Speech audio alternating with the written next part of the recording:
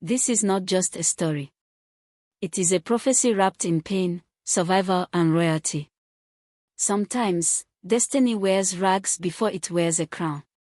Once upon a time, in the forgotten corners of the kingdom of Okiti, lived a girl named Adaobi. She wasn't born into riches, she was born into silence. Her mother died while bringing her into the world. Her father, who is a humble farmer, never returned from war. Adaobi was left with no name and no place to call home. One day, a wealthy chief took her in, but not with kindness. He gave her a roof, but no love. He gave her food, but no respect.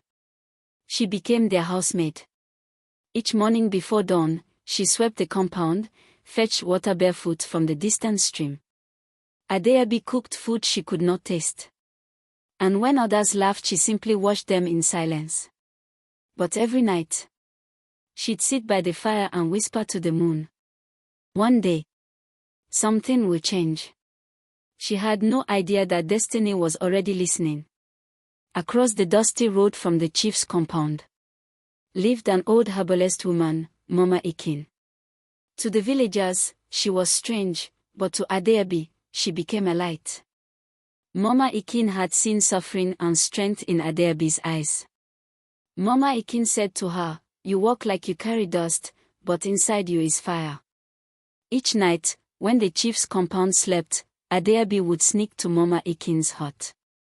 She learned to speak with plants, to read the stars, to listen to silence and trust her spirit. Mama Ikin would say, "Your past is heavy, but your crown is hidden inside it." Then one day, the kingdom announced a royal feast. Prince Obina was to choose a bride. The rich prepared their daughters with gold, silk, and pride. But the prince sat quietly, unmoved and unhappy. "My heart is searching, but she is not here," Prince Obina said. Days after the failed feast, the prince fell deathly ill and no healer could save him. Not the palace doctors, not even foreign ones.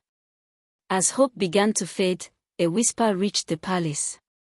"There is an old woman who knows things others don't." They sent for Mama Ikin and she brought someone with her. When Adaobi entered the palace, the air shifted. She didn't wear silk, she didn't speak loudly. But her very presence is majestic. Adaobi whispered to the herbs, prayed to the ancestors and laid a mixture gently in the prince's mouth. By morning, his fever broke, he opened his eyes and saw Adaobi. Prince Obina said softly, "I know you. You are the one." Chaos broke out in the palace.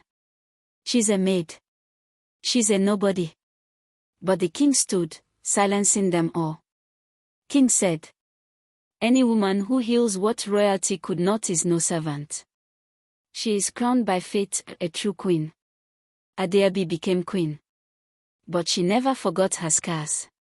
She built schools for servant girls. She fed the hungry. She made Mama Ikin her royal advisor. She ruled not with pride but with purpose. From dust to destiny. From maid to monarch. So if life sees you as a nobody, remember Adaobi, the girl they tried to bury, but who was born to rise.